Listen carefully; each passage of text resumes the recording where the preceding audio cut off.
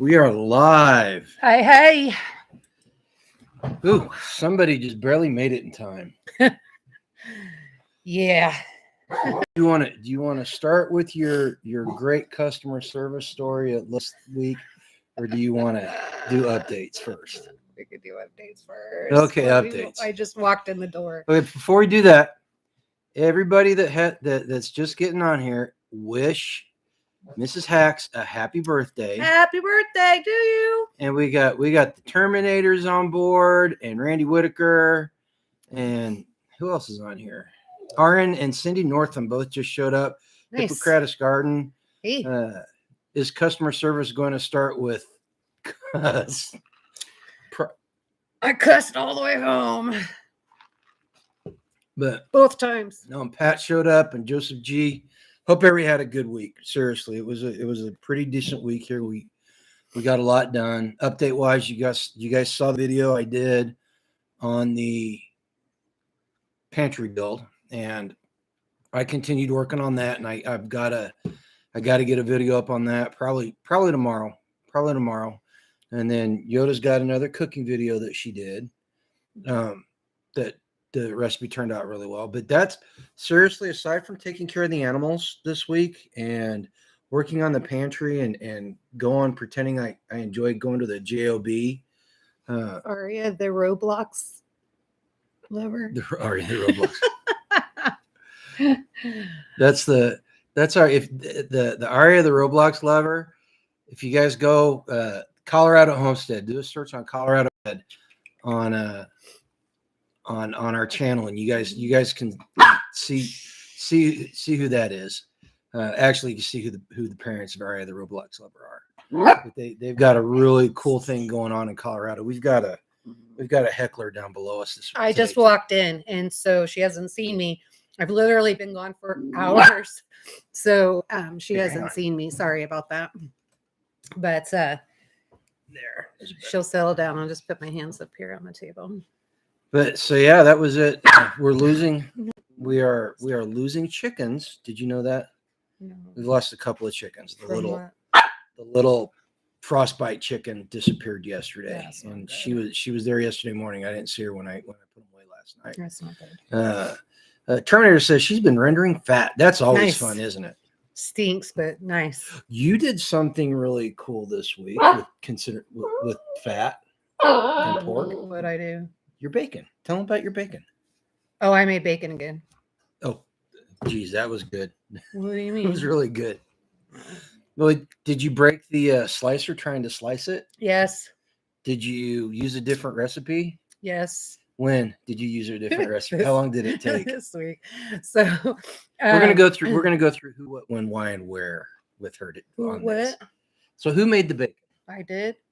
Who gave you the idea to use the recipe? I did. So when did you start the bacon? I don't remember. 2 weeks ago. Almost 3 weeks ago. Was it? Why did you decide to try a new recipe? Oh, because I wanted to see if I could do it with what I had in the house. Okay. And did it work? Yes. It did work. Beautifully. I can tell you it worked because I've been macking out on it. And now I got lettuce. I need tomatoes for BLT. Yeah. There's not much left in the refrigerator, by the way. Well, there's more in the freezer. And let's see, but who, what, when, why, how, and where did you do it different in preparation than you did last time? What did we do, or what did you do different? Because I didn't help with the bacon at all this time. This was 100% her deal. So where did you bake it this time instead of the? I did it in the oven instead of the smoker. So you want to give them a quick rundown of the recipe? See if I can remember it. Brown sugar, and then liquid smoke and salt, and that's all I did. And then because I just wanted to see, I said brown sugar, right? And so I just kind of wanted to see how that would come out, and it was really good. And so I did not use both kinds of salt. I just used the tender. Did I use the Tender Quick? Either the kosher or the Tender Quick, and the Tender Quick. I did not use the Tender Quick. I used just the kosher salt, and it came out beautiful, and it gelled really nice. It was wonderful. It tastes like a honey baked ham and a pig had a baby. Honey baked ham is a pig. Or honey baked ham and a side of bacon. Jonathan says he's got bread going in the oven. What kind is it? Is Beautiful. it that whole grain bread that you made when you were up here, Jonathan, or is it a different recipe? And then the Roblox lovers said they lost chickens. Did you lose all your chickens? Oh. Or did you just lose a couple and then have to get some new ones? Whole grain walnut craisins. Walnut craisins. Oh yeah, great. that sounds awesome. Yep. For people that can have carbs. I had some of that. Did you? I did. He brought me some. Remember? Oh, I had some of that. Was that Yeah, what you had some? I had some too. Pretty sure that was the same. That one. was on my cheat weekend, and so yeah, it's some really good bread. You should probably share that recipe with everybody, Jonathan. In fact, if you send it to me in an email, I will stick it on the community page so everybody can have the recipe. Yeah. Oh, and he's also doing dishes. Other figures. Dude, I'm telling you, if you want to get rid of that Maytag nickname, you got to quit saying stuff like that in public. There's somebody else that commented not too long ago, and that was it Rob? I think it was Rob, and he also commented that he does dishes, and he's single too, ladies. So I haven't met him yet, so I don't know. There you go. But get on Freesteading. Actually, I think everybody on here is already on Freestead. I think so too. Almost everybody on here. So and then we got quite a bit accomplished with the pantry. Yeah. And then this is turning out to be way more expensive than what I had planned, though. But it's going to be way awesomer. Way awesomer. At least I found a good deal on flooring. Did I just make up a new word? It's awesomer? No, because I've heard that before. Oh, okay. Grant Baker's farm is awesomer. I like that. Hippocrates says started a gallon of kombucha using some store-bought. If it takes over the kitchen, I blame it's Jonathan's fault. Exactly. setting the bar way too high. It'll take over the kitchen. Setting the bar way too high for everybody. RN says if there's a problem with using pickling salt to make bacon, is there a problem using pickling salt to make bacon, etc.?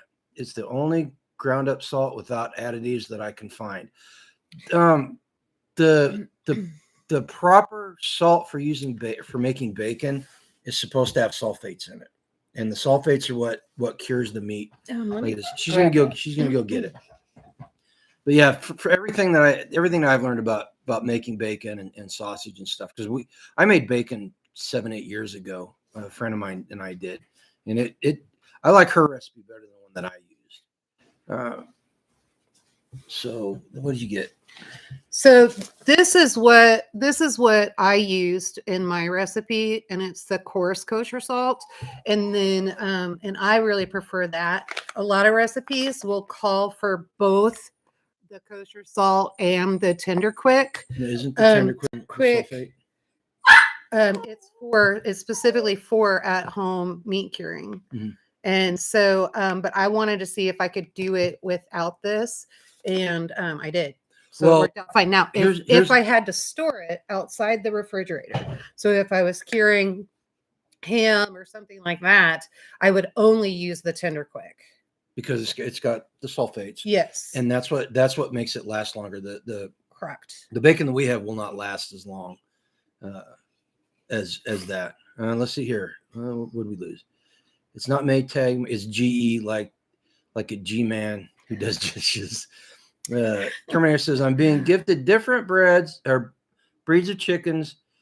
Some of the breeds are from England. The elderly gentleman was very sick, so he can't take care. Oh, you were talking about that last week. So you got ducks coming next week.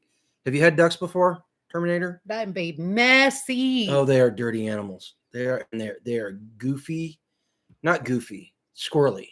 They are squirrely as all get out. Seriously, they are something. Nitrates, not sulfates. Yeah, nitrates. See, Randy's got our back. And he knew. See, him and I were communicating because he knew what I was talking about. Nitrates. Thank you very much, Randy. That would have been really bad. There's a really good book. Uh-oh, she's up again.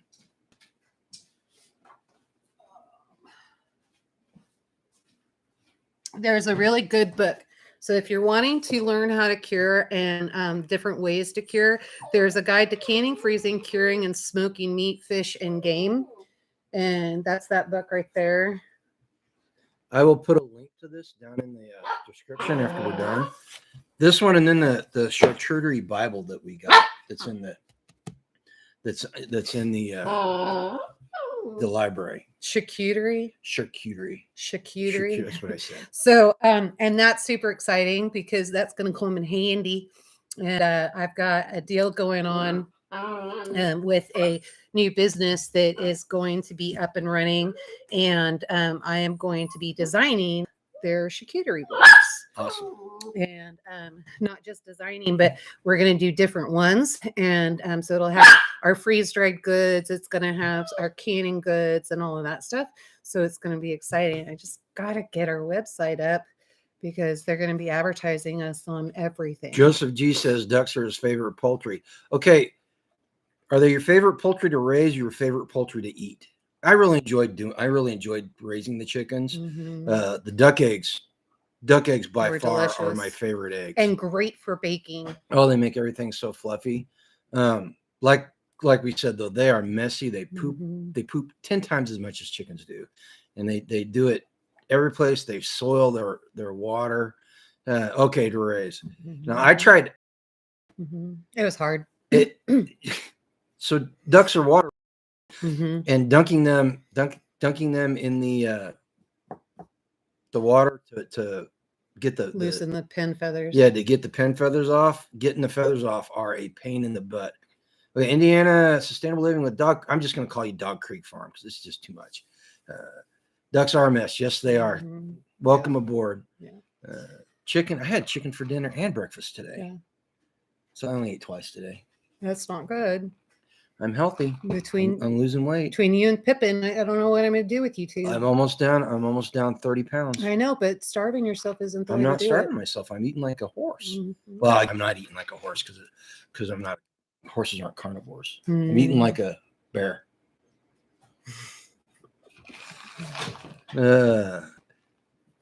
Tornado. Yes, I did. I eat duck eggs and the meat. Mm-hmm. Awesome. Hey. She's going after something. Yeah, she likes my aloe plants for some reason. Like she's deficient in something, deficient in the brain. She's a weird dog.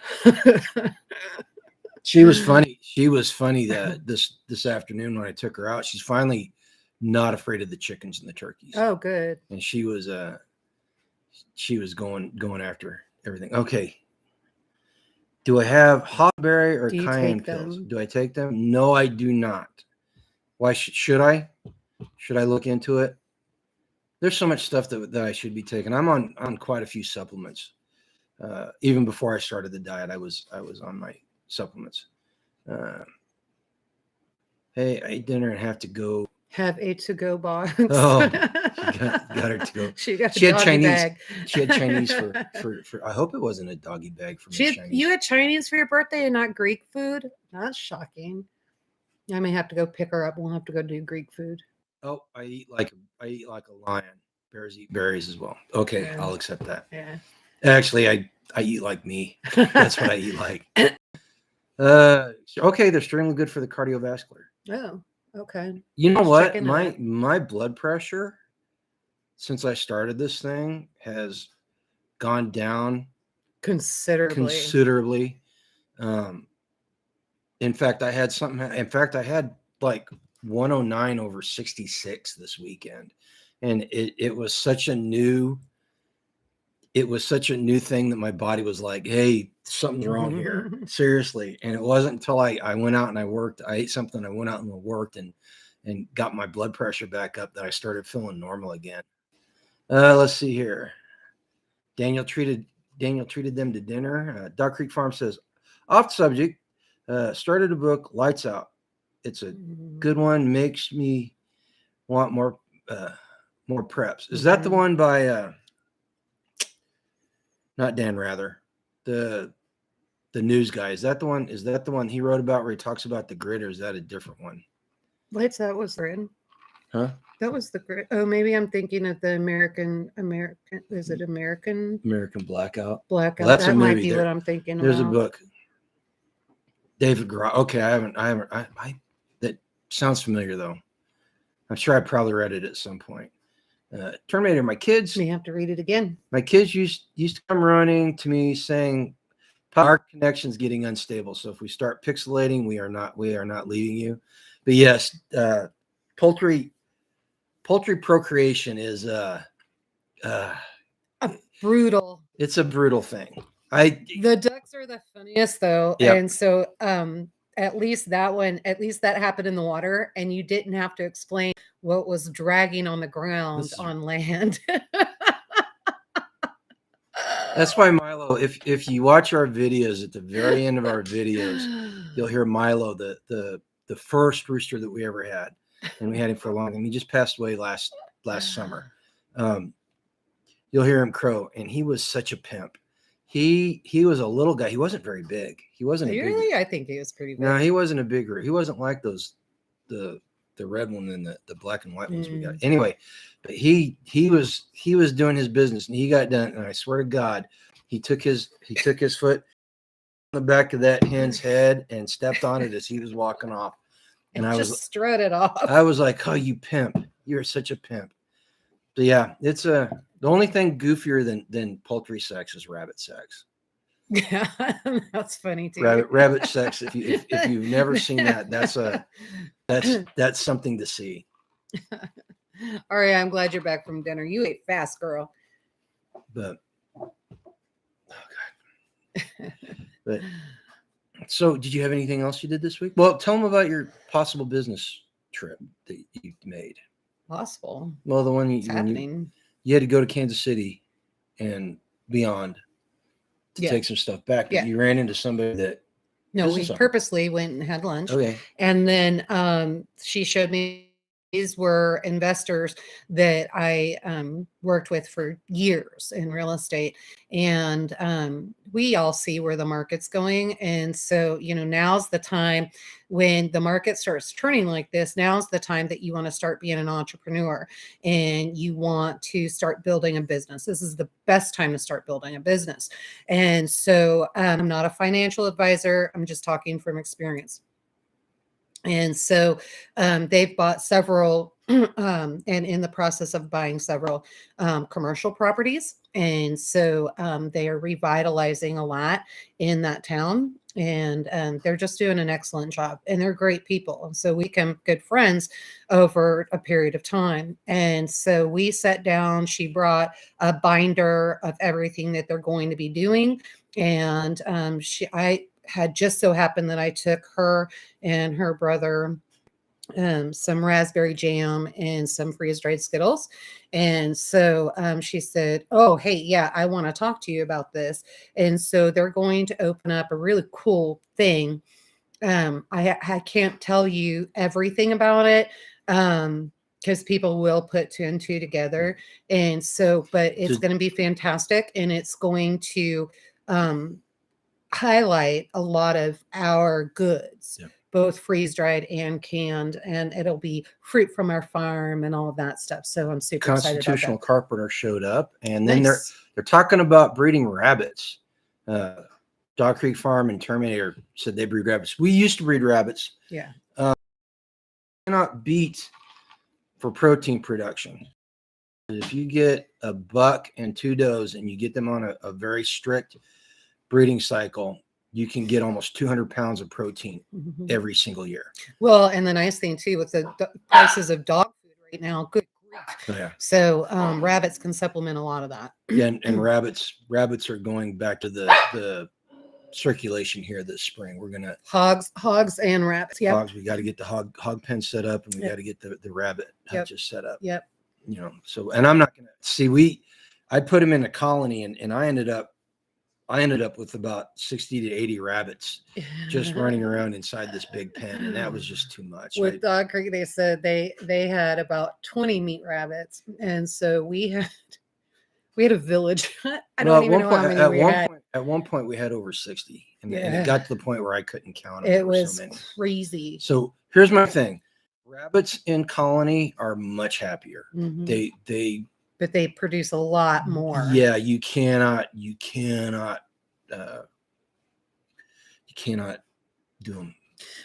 So the Flemish Giants are very popular in Missouri, and the Flemish Giants are what we did, and we ended up mixing those with New Zealand's, New right? Zealand's and California. And so, but the mix of them, we did get more meat, and those Flemish Giants can get up to 35 pounds. Well, the Flemish Giants, the meat to bone ratio is not as good as on the Flemish or on the New Zealanders and the Californians. But mixing them wasn't bad. It wasn't bad, but it still took them like 18 to 20 weeks to get to maturity. Where with the New Zealanders and Californians, they're between 10 and 12 weeks when they're ready to be butchered. You don't get as big.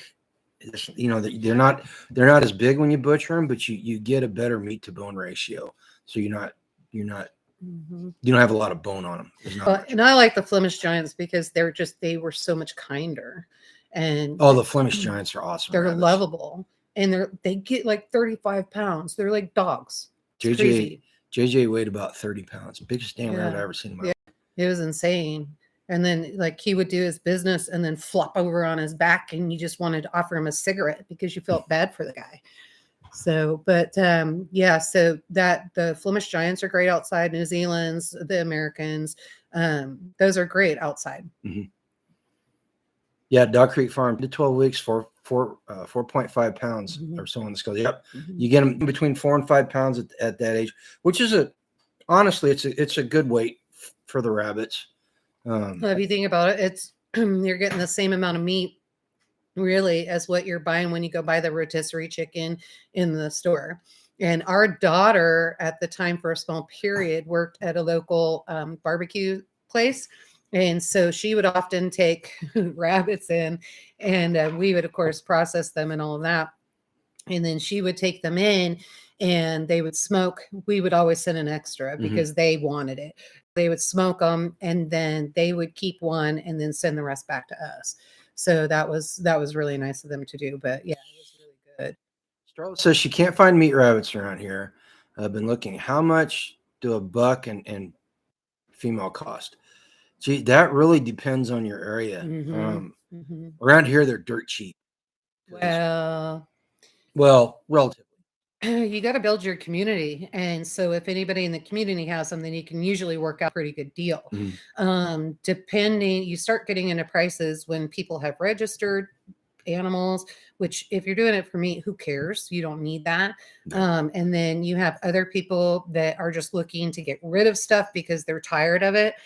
So it's just it's a process. You just need to get going on and really figure that out. Something else we did, there was a girl that we were already raising rabbits, and there was a litter of rabbits that were abandoned. I don't know, mama died or whatever, and they were in her backyard. We actually pulled those rabbits. They were cottontails, and we actually pulled those rabbits, put them into the colony, and another mom took them on and milked them, and they did great. Like, it was the most bizarre thing. We had the strangest looking rabbits for years. They were very strange. Scanes girl showed up. Well, you missed the best part of the show, Scanes. I'm sorry. You did not. That's what happens when you're not paying attention. Starla, I saw that you called me, and I'm sorry I had to turn the phone off because I was standing in Lowe's trying to figure out what the heck was going on. Okay. So, Tell them your customer service stories right quick. Don't make it too long-winded. Then tell them what you did last night. So I went to Home Depot. Can't remember what day I did that, and then tried to pick up an order. And so I go to pick up the order, and on the cart there's warped wood, and I mean terribly, terribly warped and moldy. And so I'm looking at it, and I looked at the girl behind the counter, and I said, that's not going to work. And I told her, I said, pull this board, pull that board, these have to go. And she kind of looked at me with a glaze in her eyes, and basically you knew she didn't want to go get that lumber. And so she and as they come over, and they're like, what's the problem? We're like, look at the And even she had made the comment. She's like, look at the cart. And so what we need to replace. And then here's what I want you to pull, etc. So they got all that done. So the two boys, they start to walk away. And I looked at it, and I'm not talking a little amount of wood. I mean, I would not have been able to push the cart to the truck. And they put it all on one cart. And so I looked at the kid and I said, hey, I said, are you going to load this, right? You're going to help me. And he kind of looked at me and he goes, yeah, I guess I can do that. And so I was like, Did you say good. just And so I was like, good Lord. And so we go out to the truck, I get everything open, and the spare tire usually goes under the bed of the truck. But there's a part that rusted that was supposed to get fixed a couple years ago that didn't get fixed. So we need to figure that out and get that back on and get that tire out of there, because now it has officially become a pain in my ass. And so I start getting in the truck, and I'm climbing in the truck. Two young men are sitting there watching me climb into this truck. Now I'm all of 5'2", and my truck sits. I mean, it's a chore. I got a step to get into just the driver's seat. And so I'm climbing this big old tire and getting up there, and I'm trying to grab the tire, and it's heavy. And so I'm trying to, and I looked at the boys because I got so frustrated over what was going on. They're just sitting there watching me struggle. And I finally looked at him and I go, hey, I said, grab this tire. I can get it down to here, but grab it, lift it, and get it out of the truck so we can get the truck loaded. I can't do this by myself. And so they're like, okay. And so they get the tire out. And so he sets it over to the side of the truck, and then they start loading the wood. And I'm looking at how they're loading the wood. And we had 2x8s. It was 2x8s. 12 foot And 2 so by we 8s. had 12-foot 2x8s, and they start putting those 12-foot 2x8s in. And they were just stacking them. And so you would have 6 on one stack, 4 on the other, 2 on the other in the bed of the truck. And then they started to put the OSB board on top of it. And I was like, hey, wait. And he's like, what? And I said, that's not going to work. I said, if you do that, you only have an 8-foot bed. I said, if you do that and you put those boards in like that and you put that OSB on top of it, those boards that don't have enough are going to slide out. I'm going to be losing lumber everywhere. So they willy-nilly just throw crap in there. I finally got frustrated. I just started pulling boards and then getting all that. So of course they think I'm the biggest bee on the earth. And so I just like, I think I even used, I was kind of mean. I think I even used the word useless. And so I was just like frustrated. And so then they get all of it in, and he's like, okay, and just walks away. They both walk away. I still have to get the tire in the back of the truck. And then I'm looking and I'm like, oh my God, I took my eyes off of them for a minute, and they still screwed up how they loaded it. I was going to lose lumber. So I'm out there struggling, trying to get everything straight, because I'll be damned if I was going to go in there and ask for help. I get everything done and get all that together. And the girl that helped me check out, she comes out and she's getting off work, and she looks at me and she's like, you're still here? And I said, yeah. I said, those boys are absolutely useless. I said, they don't know how to load a truck. They didn't want to help me. And I said, now I got a giant tire sitting on the side of my truck that I can't get into the bed of the truck. And she goes, hang on, I'm gonna get you some help. So 2 other men came out, and they were like, can I help you? And I'd already climbed up in the truck. I had everything strapped down and done. And I said, the only thing I need help with is this tire. If you can please this tire and put it into the bed of the truck for me, I would really appreciate it. And they did. Yep. And so it worked out fine. But Hippocrates Garden says that's what happens when you pay for time rather than competency. Right. Now, so you went to Lowe's today. Oh my God. You went to Lowe's. So I put our order in at about 9 a.m. this morning, and it was for quite a bit of lumber. What time did you get there? 4. What time did they load your truck? 6. So it was not ready when she got there. So from 9 to 4, it was not ready. It took them another hour. They got it, started loading another hour. It didn't even no. Well, hold on. So that's not the point. The point is, they did not have everything in stock. When I ordered it at 9 o'clock this morning and they went to get the order put together when she got there, they had sold out of several things that I had ordered. Terrible customer service. But tell them what the manager did for you. Well, let me back up a little bit. Okay. So I had to grab somebody else, and I'm like, hey, I've been in the store for 2 hours. What the heck is going on? Where's my order? And so he's like, let me check. So he gets on his little deal and he's looking at it and he goes, it looks like they started picking it. He said, but it looks like we're missing some stuff. Let's go over to the pro department. What's going on? And I was like, fine. So I grabbed my cart because I had bought some flooring and grabbed my cart and I went over there. And we get over there and I'm looking and they got some stacked and he's talking to this other kid. And the kid looks at me and he goes, well, here's the problem. We only have 9 of the insulation that you want. And he ordered 16. And on our boards, so the insulation boards, we don't have any of that. I couldn't find it. And I said, you couldn't find it or you don't have any? And he said, I couldn't find it. And I said, okay. I said, do you have anything comparable? And he looked at me and he goes, I don't know. And I said, call your manager. Manager came over. I talked. I said, I'm just looking for something comparable. I said, and this kid doesn't know anything about what we're wanting to get. He doesn't even know if he has it or not. And the manager was like, well, oh, okay, come with me. And so we go over there and we start looking, and sure enough, their counts are off. They don't have it. So then I was like, okay, what can we do comparable? So we figured it out. And there was 96-inch length 4x6 insulation.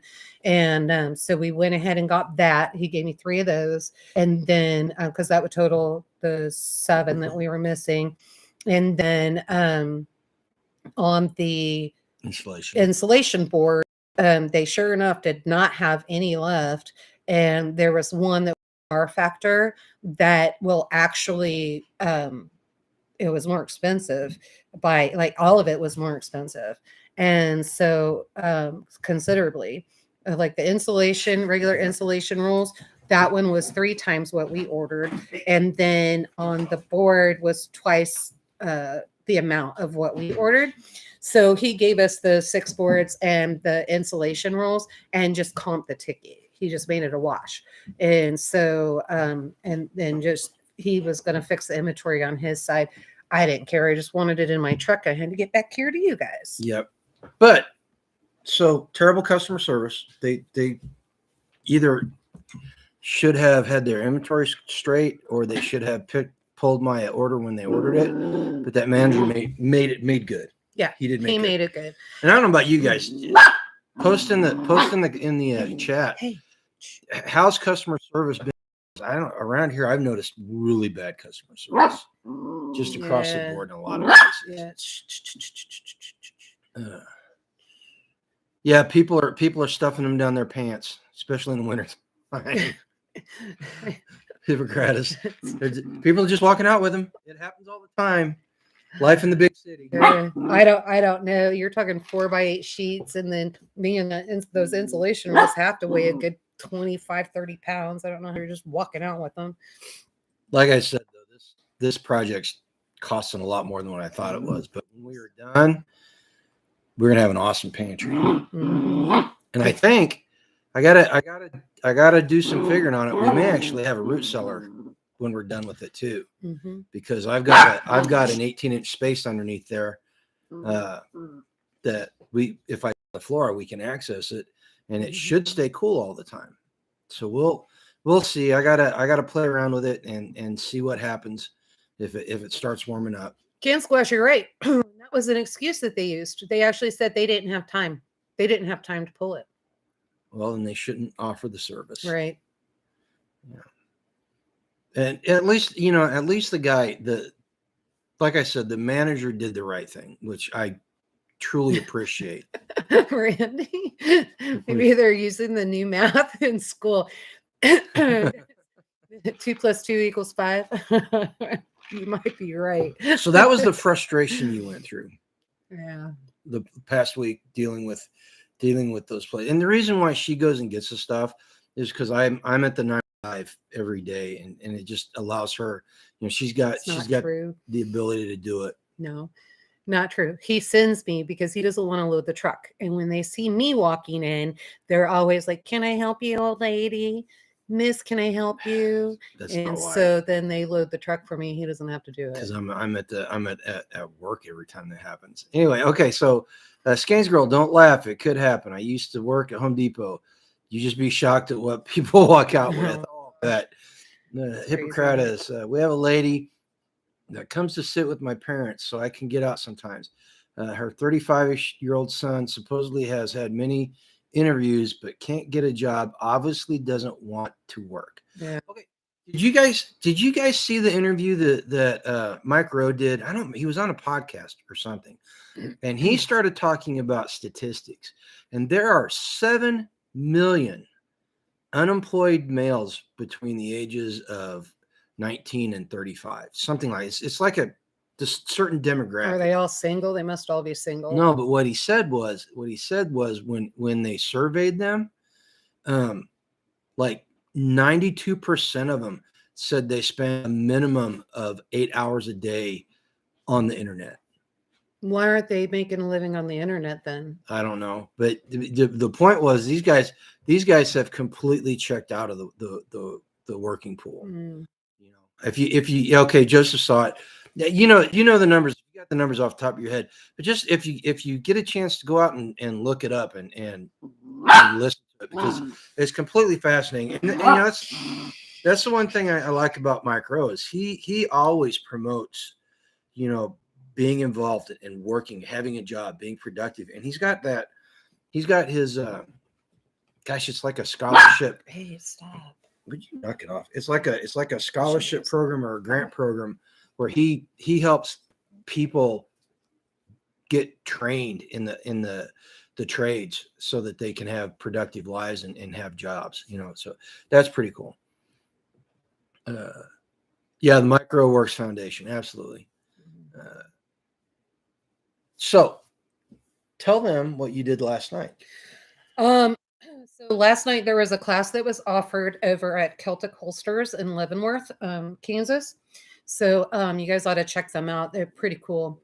And so I went out there and did a USCCA put on a course along with another Carolyn. And Carolyn is what did I do with those papers?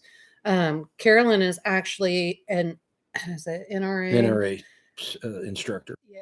And she does some really cool stuff. And so we went over and it was basically on awareness. And so keeping up your awareness. And usually I would say, well, I'm pretty confident and I'm aware, that kind of thing. Oh man, I'm telling you, there was some things that I learned last night that I was like, damn, I completely threw that out because I do get lost in stuff. And in fact, it was really creepy because I was more aware when I was at Home Depot today, because I went over to go look at flooring. And it was really weird. There was a guy that was walking towards me and I didn't think anything of it because I was looking up at the flooring sign and all of that. But he started to say something and I was like, what in the world? So I made sure that I made eye contact with him and he knew that I was looking at him. And I stood up straight and I conceal and carry. Now I'm carrying my gun on my waist. I saw that. And I stood up straight. And so I, just very confident. And I looked at him square in the eyes. I'll be damned if he didn't continue to speak. And he looked at me and he literally said to me in the middle of Home Depot, you have no idea how incredibly beautiful you are. Now, usually it's big black women. Ordinarily, this would not be an issue, right? If you knew the person or if you're meeting them. But somebody that's just coming at you, and I got that feeling in my gut and the instinct, and I was like, oh, this isn't right. And so did he follow you around? Yeah, he actually stopped at the aisle to watch me go by and getting the flooring out when I was trying to figure out the flooring and on the phone with you. And so I got very uncomfortable, and I even had G on the phone at one point, and he was still watching. And so I was like, this is not good. So what I did is I just gave everything up, and I told G, I said, okay, I'm just going to run over, because I knew if I grabbed this flooring, I just had a stinking feeling I'm going to be at the truck, and I'm going to be loading everything. And because it was only, you said we needed 10 boxes. So I would have loaded that by myself, and then I would have been distracted. And so I just told GA, I said, well, I'll just go ahead and run over to Lowe's, because he said, you need to go check on our order. And so I was like, great, I'll do that. And I'll just look and see if I can find flooring on clearance there. And I walked out and made sure that I was looking behind me, beside me, in front of me, and keeping that awareness in there. And so basically what we learned was the color code awareness, which the Marine Corps developed back in World War II. And that was super interesting to me. So basically you just know that, and especially for women, your woman's intuition is correct 90% of the time. Now, they're not trying to make you paranoid. There's a difference between being paranoid and being aware. And I think I'm going to go do another class with Carolyn on Monday. And again, that's going to be at 2 p.m. If you guys are in the Leavenworth area or close to it, Celtic Holsters, that's where that's going to be. And these classes are free. They're doing this to make you aware and doing all that. But she also does some excellent training. And so this was some training I was thinking of. I think we might try to put it together. I might try to get with Carolyn just so that I can learn from her a little bit. What they do, she puts on a class, they go to the thrift store, buy a bunch of purses. And you know how you ladies like to carry your guns in the purse? Well, there's some problems with that. And so they actually go over shooting in your purse. So if your gun is in your purse, then shooting there, what the difference between a revolver, a semi-automatic is. One of the examples she used is, in the movies, that semi-automatic, they've got it to the guy's head, and the guy grabs their wrist and pulls it all the way into their head as tightly as they can. And they say, go ahead and shoot. The reason why is because that barrel cannot, right? Am I saying that right? Well, you don't want to do that if somebody's got a gun to your head, because it means there's already a bullet in the chamber. But it cannot, yeah, it can't move. Whenever and she did say she wouldn't try it. If you take and push on the end of the semi-automatic receiver, it takes the gun out of battery. Yeah. And then, so when the gun is in your purse, you don't want to jam that gun all the way into the side of your purse, because it'll do the same thing. Not only that, you have material in your purse, you have other things floating around in your purse. So when come back and caulks. And so if it does come back and caulk, then that material can get stuck. So they'll go over how to remedy that. What is if it's failing, how do we fix it? That kind of thing. What's the fastest way to fix it? A lot of women have smaller hands, just don't have the strength that men do. Don't take offense. It's true. And so there's little tricks and things to get your slides back and forth and all of that. Okay. So Pat Wiley made the comment, we should do a class on the campo. You contact her, talk to Spags. I thought about that. Talk to Spags and see what he thinks about having a class, have her as a guest speaker. And then Starla wants to know what out of battery means. So on a gun with a slide on it or a bolt, whenever you push everything forward and you put the bullet into the barrel, the bolt either locks into place or it's under spring tension. You better clear that thing before you. It's cleared. Take it out. I want to see it cleared. If you're going to take it out. But anyway, that's in battery. Whenever it's ready to fire and the bullet is fully seated and the everything's good to go, that's battery. So when you push it out of battery, hang on a second, folks. So this, where is it? This is out of battery. This is completely out of battery. I've got the slide lock back. So that is completely in battery. And if you hang on, I got a puppy on my thing. So if you take it and like that, you see how the slides move in and back a little bit. That takes and it cannot fire.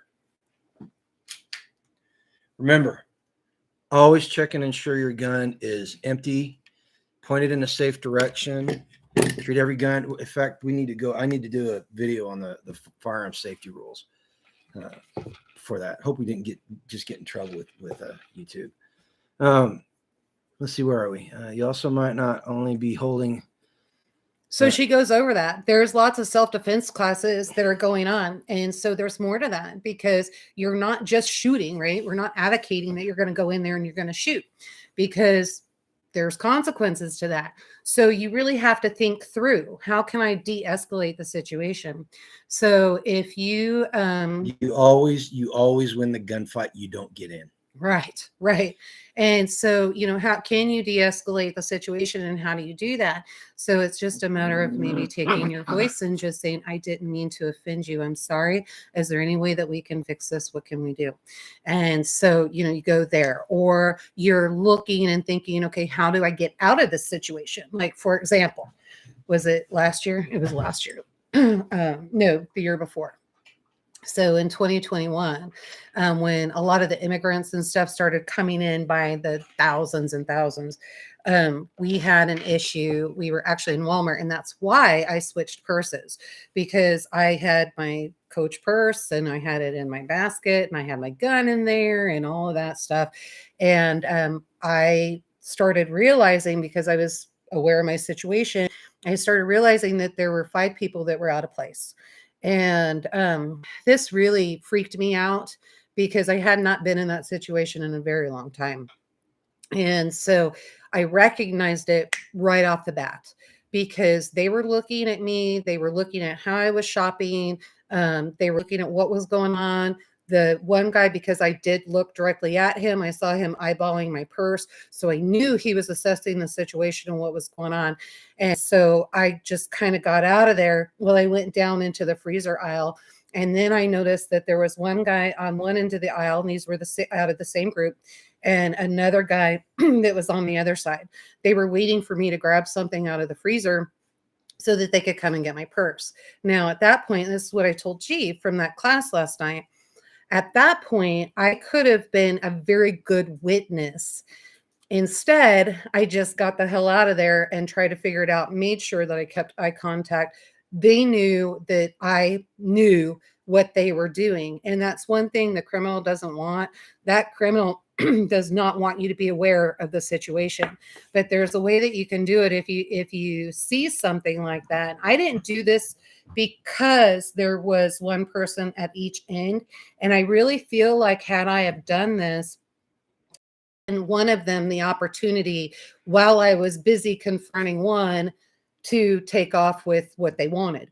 Okay, so there's some comments on here.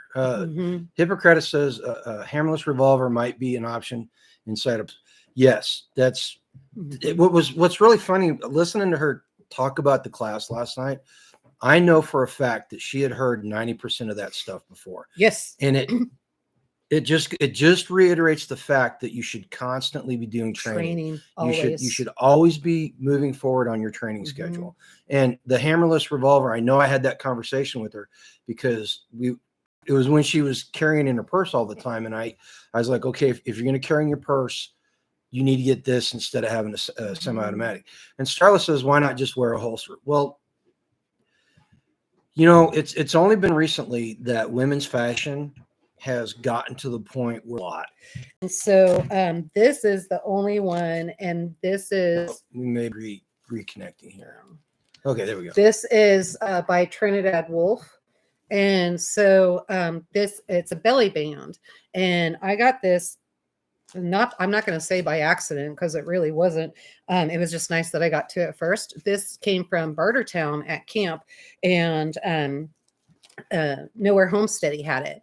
And so I ended up getting this and just traded some fruit trees.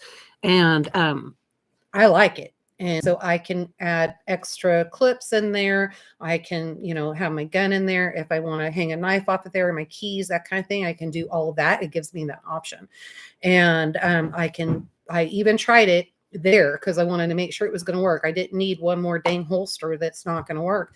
And I can bend down, I can sit down, nothing is jamming me in the side, nothing is falling out. I can actually use the restroom and not worry about it. And so that just works a lot better. So you guys might want to check that out again. That is from Trinidad Wolf. And so I don't know, check it out. But I find that to be a very comfortable holster. Sorry, guys. She keeps chewing on my muck shoes. I had to go over and smack her Close on your the chicken nose. poop on it. Yeah. But yeah, so Rick says never carry a purse, carry cash, driver's license, credit card, keys, and a firearm. I can't do that. I'll lose it. I'll lose. Won't I? I'll lose it. It'll fall out of pockets. That's one thing about women's clothing is that the pockets are never very secure. And so, they just make everything to be so tight. And so, all of that. And even if it's loose or it's a baggie, it falls out. I lost a check this weekend that way. And so, it doesn't work. But what I do recommend is a crossbody purse. And that crossbody, I just keep it in front of me. And so it's always center belly where I can still reach my gun. And I've got that. In fact, I have the option. It's a conceal and carry purse. So it has its own pocket in there. And but I don't do that. I'm not doing that anymore. No, ladies, if you're interested in this topic, there is a channel called She Arms Herself, and she's a young girl. She's her late 20s, maybe early 30s. Maybe early 30s. And she's a small petite thing, so she's always got some fancy, some nice yoga clothes or something like that. But she also does practical clothes, and she does a really good job of critiquing and trying all this stuff on, and specifically for women. Her now husband is a firearms instructor, so she's always doing stuff with him. Yeah, Terminator says where she's at that it's against law to carry a gun. And isn't that insane? Do you realize that the highest percentage of shootings is where you cannot carry a gun? So I don't believe you because they're gun-free zones. But I'm telling you right now. And so we even went over that. Apparently now mass shootings is a hip thing. And so everywhere that you can't at the malls or wherever, you have to come on other ways to do that. And so one of the things that I'm talking about, which I conceal and carry, so I don't care if that sign's not right. I take my gun anyway. So Norris Haven says, I have a Kydex from well-armed women that's offset, but have a belly, and I do have to carry in a purse, but more comfortable on body. Okay.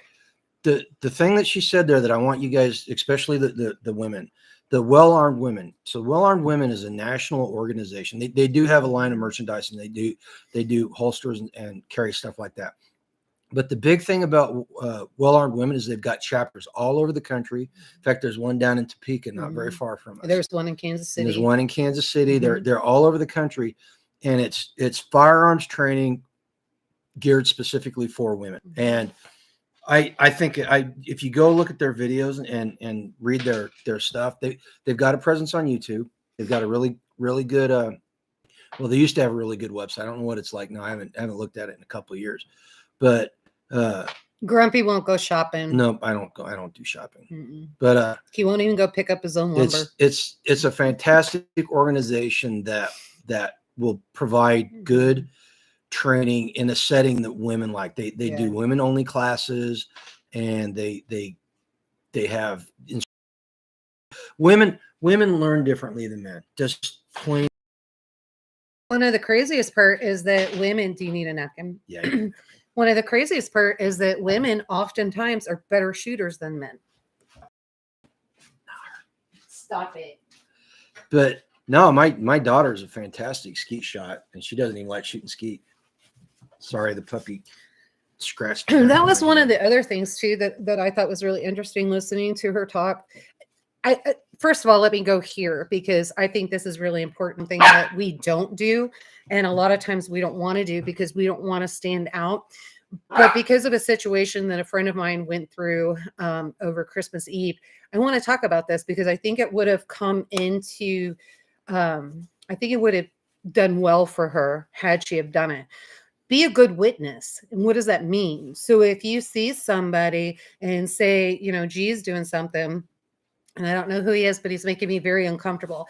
I can say, hey, you in the red hat with the Marine Corps emblem, the striped gray shirt, blue jeans, you with the gray beard, you with the brown eyes.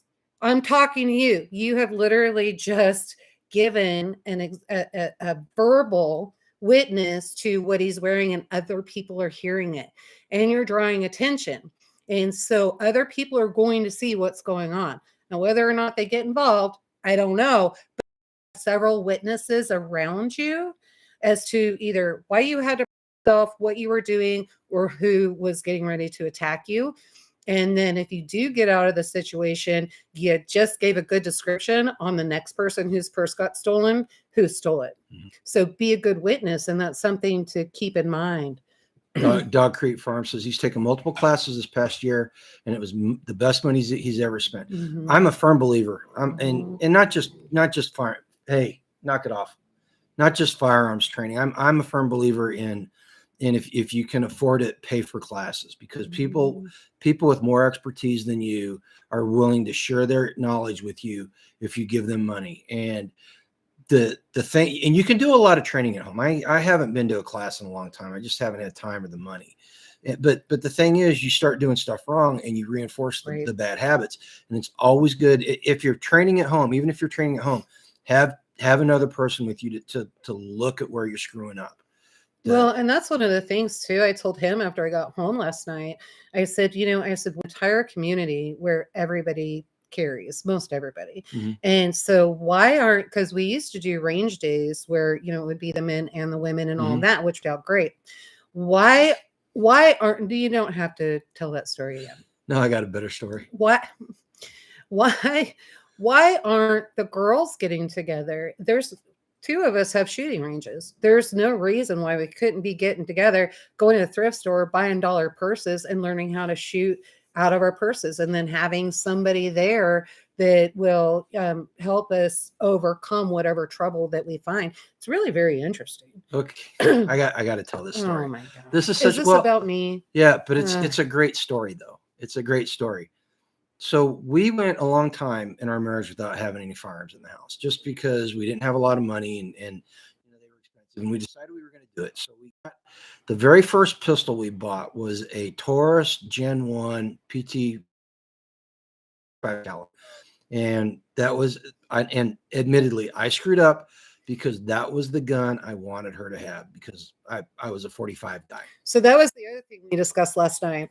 If you were thinking about going to buy a gun, if you walk into that gun store and that person behind that counter looks at you and you say, I want this gun, and he says to you, well, I recommend this gun, and takes you to that little tiny walkout, go somewhere else. And this is something that, like Caroline said, they don't give a crap as to what's going to work for you. They just want to sell something. And they know you'll buy the pretty Tiffany blue or pink rifle or gun. And they also say, do not take your boyfriends or your husbands with you. Yep. And I have personal experience with that. And I fully admit that I was wrong. I wasn't thinking. I should have known. Rick, happy birthday. Rick's 52 tomorrow. Happy birthday tomorrow. But anyway, so I got her this gun, and if you don't know much about Tauruses back then, this was the early 2000s. The Gen 1s were not very good pistols. Jammed like nobody's business. Jammed. It was inaccurate. Well, anyway, so we got a membership to the pistol range at Bass Pro Shop. And it was a really good deal. We got a family deal on it, and we could go as much as we wanted. My friends and I, we would actually do a girls' lunch, and so we'd go have lunch in the restaurant and then go shoot. So anyway, me and a buddy go after work one day. We're like, hey, let's go down to Bass Pro and shoot on the rifle range. And so I go in there and I check. And I didn't go down there very much. Definitely not as much as her. And so I went to the counter and I give him my name, and the guy goes, I know that name. Did your wife come here? And I'm like, yeah. And he goes, dude, it's the angry lady's husband. And I looked at him, I said, what the hell are you talking about? That PT 145 shot low whenever she pulled the trigger. Every time. But it was consistently low. And so as You she's have to shooting, remember I'm only 5'2". as she's shooting the targets downrange, they're all hitting them in the crotch shot. And the guy explained to me that they just thought she was just a really angry woman and did not like men. Well, because I was going in with Margie too, and Yeah. Margie was all of 6 foot, 6'1", She's and an Amazon. yeah, and she's like, "Blah," you know. So that's her angry woman story. So if you ever hear me calling her angry woman, you know exactly what I'm talking about. Okay, where are we at? Jonathan says, my dad and I are getting in on a membership to the local outdoor range. Looking forward to getting to do a lot more regular shooting. Yeah. Absolutely. Oh, anybody, if you're close to Arizona, the one recommendation was what we all need to do is do the courses through Gunsight. Gunsight's in Nevada. It's outside. It's outside There's of one in Vegas. Arizona. She said Oh Arizona. yeah, they do. That's right. And so if you can afford that, highly recommended. So they're turning out all kinds of professionals out there. The other thing we went over was USCCA, and so some of the courses and things that they do. This was one of the fun things about this particular class that I did last night is I got $100 worth of free downloads, books and things, and all on training. So I'll literally have 10 training courses right at my hands, and so I'm excited about that. Get those ran off for me. I put the flyer. Oh, is that what I was supposed to do? I thought it just Yes. fell in there. I didn't do it. You did not. Did you? So I do can you get it still to- have it, right? Sure, it's down there. Because you need that code. So if you have the opportunity to do that class, I recommend it. So the two, if anybody ever wants to indulge me, either a paid course for the defensive rifle course at Gunsight, or the long distance or combat shotgun course at Thunder Ranch up in Utah with Clint Smith. I would love to be able to go take a class with Clint Smith before he passes away. He is, if you ever want to listen to some funny stuff, that's just grassroots knowledge, go look up Clint Smith from Thunder Ranch and listen to some of the stuff he talks about. It's hilarious. I went to the shop. Hubby wouldn't shut up. Small shop. Finally told hubby to shut that up. Guy laughed. He said he didn't want to be rude. I got my buddy that works for me. It's a revolver. Yeah. Well, you know what? And the other story she doesn't like me telling is the one about her and Tag. But Tag from Lifetime Free is the one that just, I knew I probably shouldn't have been teaching her how to shoot, but who else was going to do it? But Tag took her under his wing one range day, and it was tough. I had to put my ego aside. You had to put your big girl painting. That too. It was tough. I can now shoot with my left hand and my right hand. There's literally tears running down her cheek, and Yeah. she was cursing him out. Yeah. But she was. I didn't curse him out. Yes, you did. You called him an a-hole. That's not cursing somebody out. I just told him what he was being at the time. So yeah, he just drove the point home, and because she was banging steel by the end of the day, like she'd been doing it forever. Yeah. Yeah, it was super cool. All right, it says that her internet isn't working. Jonathan, there's a good series on YouTube, How to Shoot, walks you through home dry fire plus range. Oh, there's a lot of good YouTube channels out there for shooting. Viking, I like Viking Tactical. They've got a pretty good series, and Mossad Ayoub's been putting out shorts recently too. Listening to him talk, I can listen to that guy talk all day long. So Skane's girl, she says, I've been shooting since I was 7, but I am out of practice and now have a couple of firearms I am not familiar with. That's a problem. And so we talked about that actually last night in the class. And so you have to keep training. And here's why. So if you have those firearms, and especially if you're carrying them or you've got them available to use, when you're in a scenario that somebody is coming at you, or you're in a scenario where somebody's shooting and that kind of thing, adrenaline kicks in, right? And so your adrenaline is running, you forget to breathe, which is why you're shouting commands and you're being firm, because that's forcing you to breathe, right? And then you are, if you don't do that and you're not training and all of that, basically your adrenaline gets running and you will lose your motor skills. And so you have to practice, practice, practice. Randy says, carry what you know, not what's new. Right. Absolutely. So the best firearm to have in a gunfight is the one you have on you. Period. Whether it's a good firearm or not is neither here nor there. You're in a situation where you have to use it. You better damn well know how to use it. Right. I'm a 1911 guy. I still am, even though I carry 9mm and all that. So when I was in the Marine Corps, I was on security forces, and I had everybody in the detachment had a pistol issued to them, and mine was a 1911 that was made in 1951. This is in the early 90s, and you could shake it and it would rattle. And I was the only person in the detachment that could shoot that, because I shot it so much I knew where the holdoff was.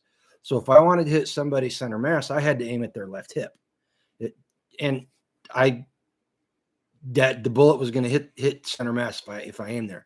So I learned on a 45, and I love the 45s, But I'm going to tell you, for everyday carry, it's not quite as practical as some of the other handguns, And I do carry it. I do carry it on a regular basis. Skeens Girl, is there a range or anything close to you that maybe you can kind of go look and see what they charge to do that? And maybe even if you just do once a month and see if you can go in and do some training on that. Hippocrates says, years ago, I went through a part-time LEO program for our town. Realized I had multiple pistols. Only one had a safety. When I was running a drill and forgot to turn it off, sold it for consistency. Yeah. See, and me, I don't have a problem. I don't have a problem carrying with a safety, because that's what I learned. And the Glock people that say, this is my safety, or this is my safety. That's true. That's where it starts. But if you, and I like the, just never, well, I say let me buy one, but because of his thinking on the Glock, I've just never gotten one. But I think we've changed that now, right? Now we are thinking we want a Glock. Oh, I would buy a Glock. I've tried the Glock 17. I've tried the Glock 22, and I tried, what was the one that B had? Was that a Glock? So I used to tell everybody I knew that had a Glock, I'd be like, yeah, I'd carry a Glock, but then I'd have to start dating guys. I would carry a Glock. I liked shooting it, and I was pretty accurate with it. So it didn't have that kick that a lot of my guns have. So I like it. Well, and they're the ones you were looking at were a little bit heavier. Yeah. Great for petite women. I'll tell you what, though, I've practiced enough with I've got a Taurus Gen 3 9mm, and I've practiced with it enough. I will put it up against any Glock 9. Well, he put Glock 19. I think that was the Glock 19 20, but there's no Glock 20. I don't know. I'm not a Glock aficionado. Yeah. But, I will put that Taurus up again, and you can make fun of me. I don't care, but it's how you train with it, and there's so much stuff you can tune a firearm with today. It's not even funny. Glock sure beat the oh yeah, I hated that M92. That's what we had to use when we were on mobile training teams with the Navy.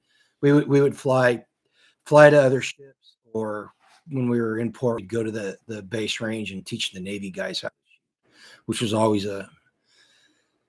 an experience. And that's being nice. Yeah, but there's a really nice way just for the women out there that don't have guns or don't know their guns and aren't familiar with them. If you take your guns, if you can find a shooting range, a lot of those shooting ranges, they have guns there. Like Bass Pro Shop has it, Cabela's has it. What's that one in Lee Summit? I always forget that one. Frontier Justice. Frontier Justice. They have guns, and you can go in and you can rent these guns, and so or take the guns that you have with you, and you can get training right there on site. Use them, see what you're comfortable with, what works for you, and do all of that. Highly recommend that. Just kind of get a feel for it, and well, Jonathan, if you're talking about the Gen 3 Tauruses, their quality control has come a long way, and their customer service is. They got through that lawsuit, and their warranties are better. Yeah, they got through that lawsuit back in 2012, 2013. They got done with that, and their customer service and their everything just got better. Picked up. Of course, we haven't had to do anything with them for a few years either. And the thing about pistols, for the most part, you get what you pay for. That's true. The Taurus is a less expensive pistol, and you're going to get less expensive performance. But I don't need to keyhole something at 25 feet. You know what I mean? I have to be able to hit a pie plate target. So I'm not one of those people that with my pistol I have to keyhole every single shot. It's more about practical. And that's a Marine Corps thing. That's the Marine Corps training in me. It's about practical application and not a. Joseph G, I'm thinking she meant Winchester. I'm thinking spell check kind of got her. So what I miss? Oh, so they were talking. She asked Joseph. Oh, Worcestershire, I see it. Yeah, she asked, is it like Worcestershire? Because they were talking about Glock, and he said that was made in Austria. And Can Squash says centerfire and Olathe lets you rent guns. Good variety from. Yep, a lot of people they got. Of course, you got to watch. You take guns over there to them, and you gotta. Or was it them or was it bullet hole? So I met a guy that had a old shotgun, and he had somebody bring it into his shop, I should say. And this kid brought it in. He was over in Raytown, Blue Steel, and the kid brought it in and said, "Hey, I was over at it may have been Bullet Time. I don't know, one of those places in Olathe." And he said, "Can you tell me how much this gun's worth?" And the guy looked it up, and it was a $50,000 shotgun. Woo. And the guy goes, "Yeah, they offered me $32,000." Oh. And he was like, "No, you need to go back, and I'll take it off your hands if you want, but I'm not giving you $52,000." He said, "You need to go back and tell them to stop playing games with you." So he took it back, and the kid ended up getting like $48,000 out of it. So you got to be careful. And it's not just I'm saying them, and it's not just them. It's a whole bunch of gun shops. Well, and everything's about the bottom dollar, really. Yeah. So, it is what it is. You just need to know what you're taking in there. I did not plan on this one becoming a firearms show. I kind of knew that's where it was going to go when you wanted me to talk about what I did yesterday. And it was really unfortunate because I wanted some of the other girls in our group, but I didn't get the information actually until Sunday night or Sunday evening, whenever. So I kind of sent that out when I found it. And then I also know how a couple of them are. And they're probably like, "Oh, we'll just let her go. She can drive the hour over there and then she can just come back and share with us." So, but they do that to me. But yeah, I wasn't going to miss it. I needed to do that. And I will be at the class on Monday. Yeah. So it was, good. And this is a timely conversation too. I mean, violent crime is on the rise across the board. It's still lower. It's still lower than it's been, in the past. That's not what we were told last night. It's getting worse. It's getting worse. It's getting worse. In fact, Kansas City actually is I have been consistently for years in the top 10 in 2021. Is that in the state or nationally? Nationally. Oh. And 2021, they ranked 8th, and they were up for number 1 for last year. Well, that Greg's going to look at the website. You can actually go to the police department's website, and there's a whole map in their graph, and they'll show you where they're at. But yeah, so Kansas City's really gone if you down. Kansas City, there, you break a city up by the prefix on the phone number. The phone number prefix that's over off of Troost is consistently one of the most violent areas in the country. Well, it's getting bad. So, and I used to work right down there in downtown. Mm-hmm. But so yeah, it's timely. Plus, you need to know the rules. There's some big rule changes coming out of the ATF that are going to affect a lot of people. There's some people in this chat will probably have illegal guns here within a little bit, whether you know it or not.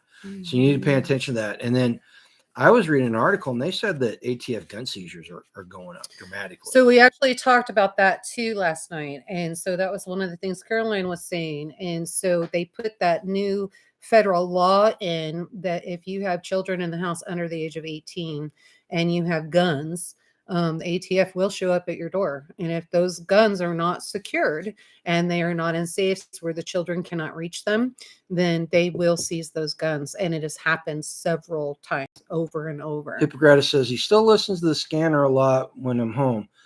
I have a high dollar one to hear the digital modes, but even in this quiet town, the reports of gunfire is much higher than the media reports. Yeah, the whole, when they went to digital, man, it's same thing with ham radio, because you can listen on ham radios to the stuff. Nora, you are so right, and that is something. When that information came out, when Caroline said that about the federal law, I sometimes I speak before I think, and so yeah, so I'm shocked. I literally said that is so stupid.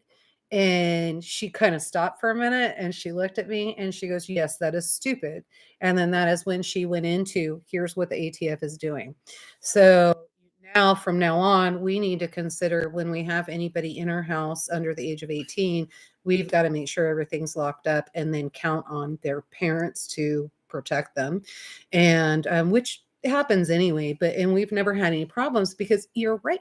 A lot of us grew up around guns. And we knew if we touched them, we got our butts kicked. Well, but Taylor and our kids have been shooting, both of them, since they were 7 years old. Well, and Taylor, when she watched the house, she was 15, 16 years old. Yeah. And we were like, you know how to use a gun? And she's like, yeah, I deer hunt, and she knows how to use a gun. So girl, prettiest girl you ever see, and just so teeny tiny. And that girl can handle a gun better than anybody I know. She probably already has made some guy completely miserable. She has. She's firming now. She's got her chickens and ranch going. The truth here. Hey, Tag. Hey, Tag. I need to call you because verify something, because I think I missed a big day yesterday, and I think I was supposed to do something, but for some reason I was thinking that it is later in the month. Now let's see here. Rick says he started shooting when he was 3, and I learned when and where and why to use a firearm. Yep. Like I said, I did not plan on this becoming a firearms topic, but it's kind of timely. No, it's good. And the classes, and so now I don't know. I told him, even with that USCCA, just what I went in there and just to have the refresher and get the extra knowledge. And it's really important that you know what the laws are in every state. And it's not just what the laws are in every state, but it's what the laws are across the country. And then what the laws are federally. There's a lot. And so I will be doing more classes. I said that one Monday at 2:00, I'll be going there. My kids 30 and 26 now, something like that. They get mad at me because I still won't let them shoot on the range until they recite the firearm safety rules. So, and we used to. Now our bullets are more pricey, so we kind of hold back a little bit. Ari, your dad's pretty smart. Wait, what do you say? Aria says my dad has a gun, but he won't let me touch it. Yeah. You know what though? I would almost think. Well, I don't know. I almost think that he needs to take you to a range because you are well at the point that you need to learn gun safety and you need to learn how to use that gun. So, and the more you fear it, the more you know it, the more respectful you're going to be of it. Oh, Skane, she doesn't need to answer that question. What did she say? She asked her how old she was. Oh yeah, no, she's 12. And she's well old enough to learn how to use the Yes, guns. she But is. I can make a phone call and have that conversation with your dad and mom. So, but here's what we can also do. We can also get your butt out here and you can get on our range and G can help you. He can teach you. We can put all kinds of guns in your hand. So Indiana, is that Indiana Mike? Because we got Indiana Sustainable now too. yeah. So you got to be a. I haven't seen an Ahoy, so I'm not. I think it's Indiana Sustainable. Indiana Mike. Well, tell him we said ahoy back at him. Using that, we'll get him to speak proper English here soon. But so oh, he wasn't in here. They must have been on the phone or something. Yeah. So but yeah, so just between the business opportunity, that class last night, all of that, it's been an exciting week. So yep. And I hope you do follow through, and I hope you do get more training. I've always been on you. Oh, I'm not gonna lie. I have always said that I was too busy. When I was working, I was too busy. But no, let me take that back. When I was working, I always said I was too busy. I never made the time to go out and just do it unless the whole group was getting together or there was a girls' lunch or something like that. I do realize, and I realize more than ever, especially after last night, that the road that I'm going down on, and I know because I know how my body reacts, because I've seen it out in public and with different situations, and especially in the last few years, situations where my gut has said, this is wrong, something is wrong.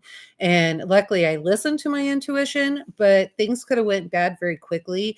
And I really think if someone have ever gotten my purse, they would also have my gun. Yep. And then what's that going to do? So just a couple changes and things that I'm going to be making. And then I'm going to be doing more of these. I just, even though I've heard it before over and over and over my entire life, there's something about it getting drilled in your head. And that is where the color code of awareness comes in, because you literally do have to keep training your brain, because if you don't keep training your brain, your gut and your brain are not going to work to keep all of that going. So Tag's in here, so I'm gonna. Hopefully, this puts a bee in his ear and it gets him thinking. Mm-hmm. I want to put together a men's weekend where we go do an Appleseed event here in the state or nearby state. We're close enough to 2 or 3 states. We could go to one if it's close by. Too. Yeah. Well, I don't know. The one in Missouri is over by St. Louis. Yeah. But I want to get a group of guys from our circle together and go do a Appleseed event. And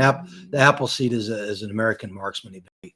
They basically teach you marksmanship over the course of a weekend, and you shoot a course of fire that is it's the Marine Corps qualification under, different circumstances, but it's basically the Marine Corps qualification course. My crooked little homestead, I'm not skipping over anybody, but just know that this is fresh on the brain. She said our government is trying to pass a bill banning all firearms. Now, she is up in the Canada area. And I'm going to tell you right now, the same thing that they did in Australia. And what they're finding in Australia right now, they allowed the farmers to keep, now they have to have paperwork showing that they're farmers. They were allowed a rifle, so there are some guns there. Canada is trying to get ahead of that and make sure that you can't have anything, which I think is so stupid. You guys have dangerous animals up there. Yeah, like liberals. Well, I was thinking more along the lines of cats and bears and all of that. And so that becomes a problem. But that started in your government as soon as they allowed China to come over, and China said, hey, here's how you take control of your country. And so you guys got a long fight ahead of you. And trust me, we're watching you guys, and we're watching Australia, because that is coming for us. And so, yeah, no bad news. And somebody just said, it'll be like that here soon. It'll only be like that here soon if we allow it to happen. Yep. You know, and they're trying. That's why the ATF is showing up at your door. What they're going to do is they're going to squeeze us. And so you have to have all your guns locked up, or it's federal offense. ATF is coming. They're taking all your guns. And now you're on a list and you can't buy any guns and you're unfit. Let's go into the red flag law.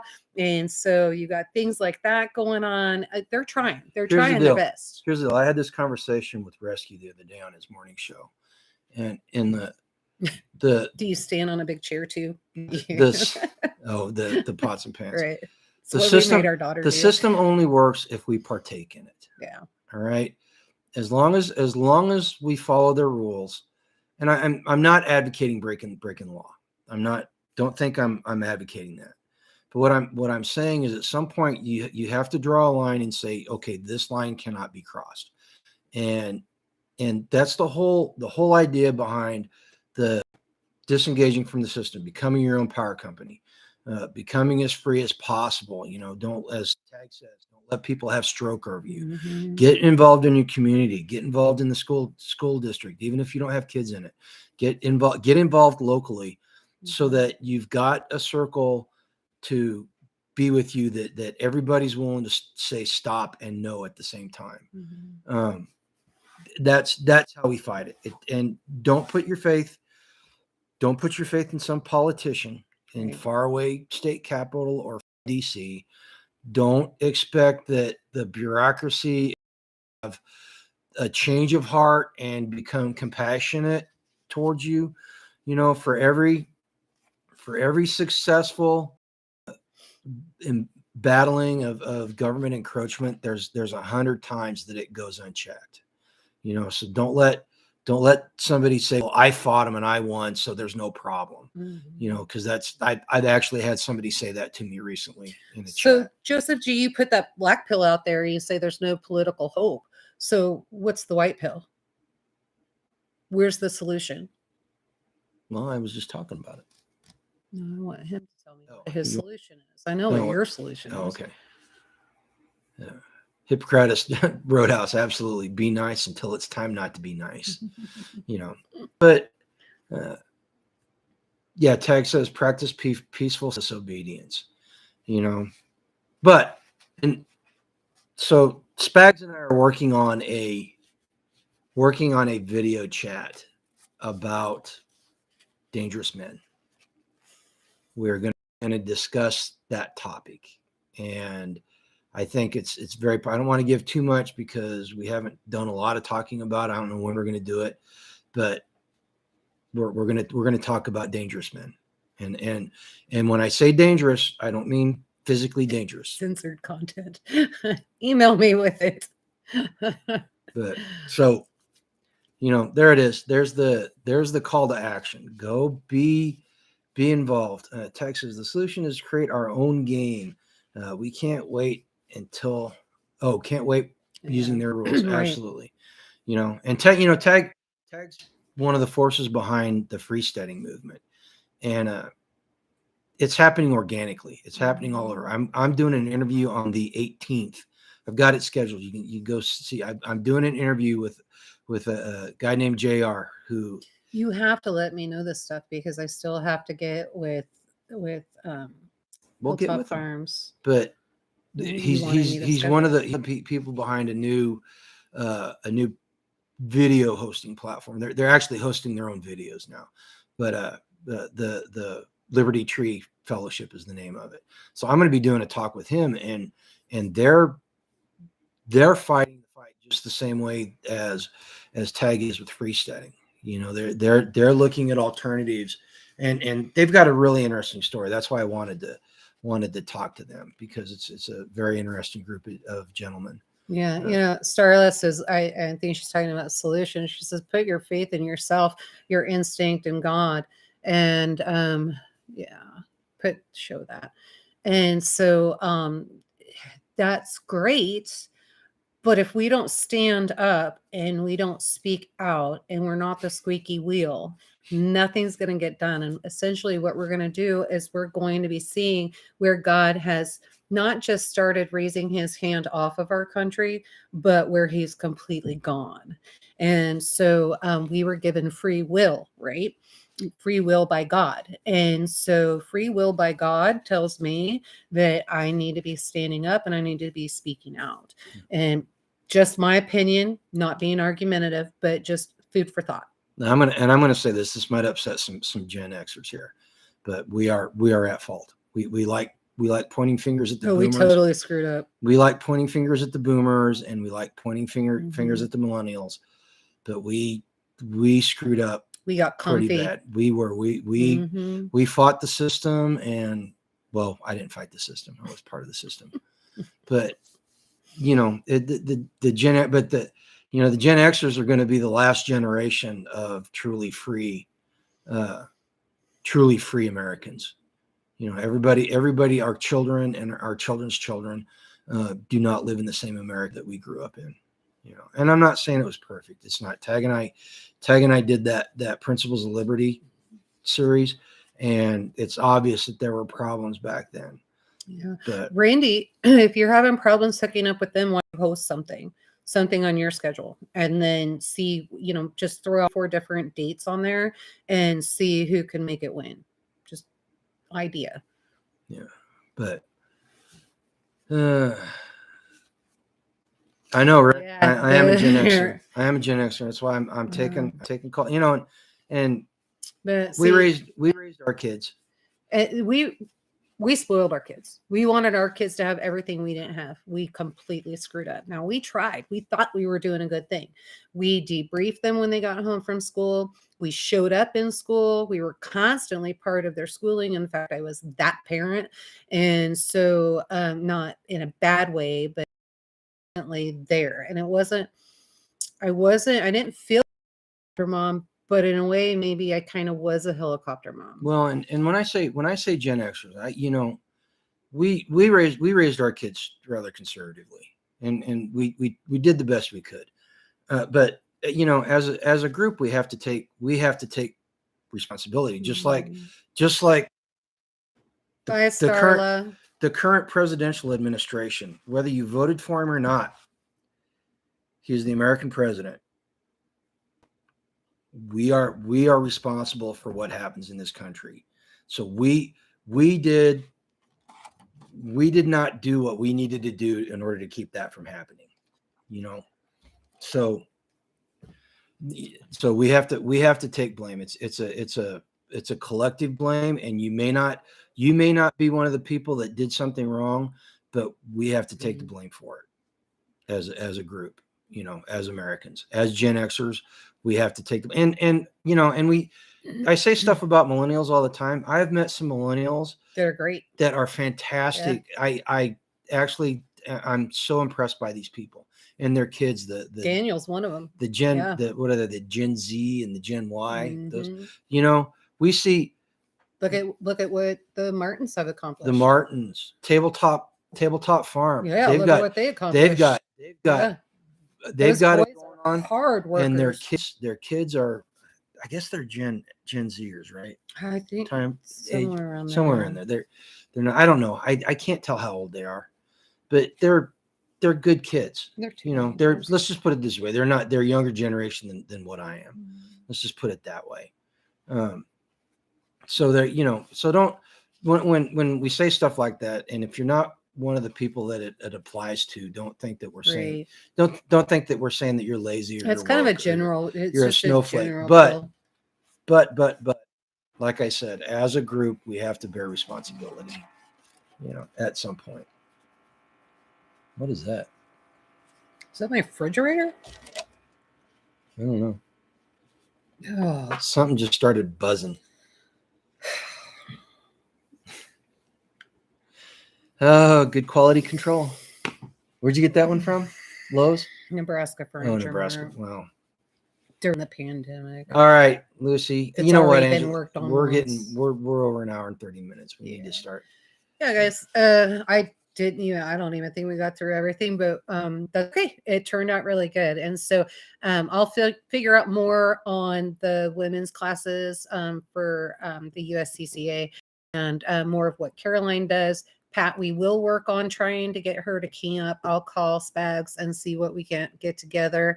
I think Greg would be a good one to have too. He was a police officer in Kansas City. He got out because of the defunding the police movement and having frozen water bottles, which they left out of the media. All those water bottles were frozen water that they were chucking on the plaza at the police department. And you forget, so, I worked with the guys that were down there. Yeah. And so he quickly got out. And now he is working with Delta Defense and the USCCA. So great guy and knows a lot. So I was super excited to get both the law information from somebody who is in it and what to do. And remember this. If you were to use your gun, make sure you go through, am I willing with the consequences? Am I willing to kill someone today? Do I need to walk away? Can I de-escalate? Can I get away? And then I want you to remember, if you had to use force, the first thing you need to say, yes, sir, I will cooperate with the investigation. Put handcuffs as he's putting the handcuffs on you. And then you need to say, I want an attorney.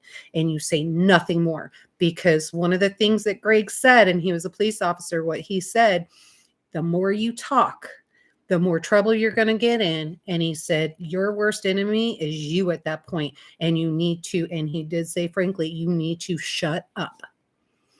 Operate, get in the handcuffs. Yes, sir. I will help you with your, keep your mouth shut. And then ask for your attorney. I feared for my life, and I want to talk to my lawyer. That's all you should say. That's it.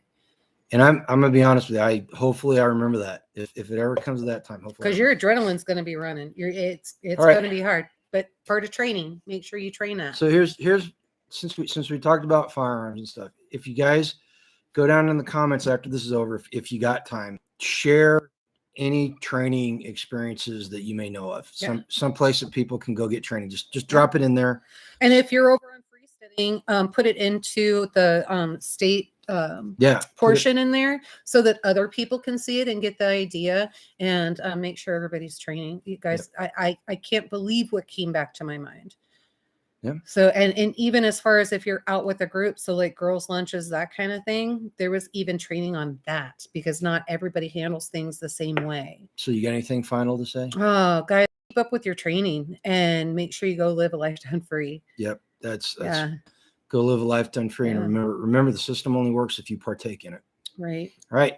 Till next time, you guys go live a lifetime free and be watching for more videos coming up. Take care. Yeah. Bye.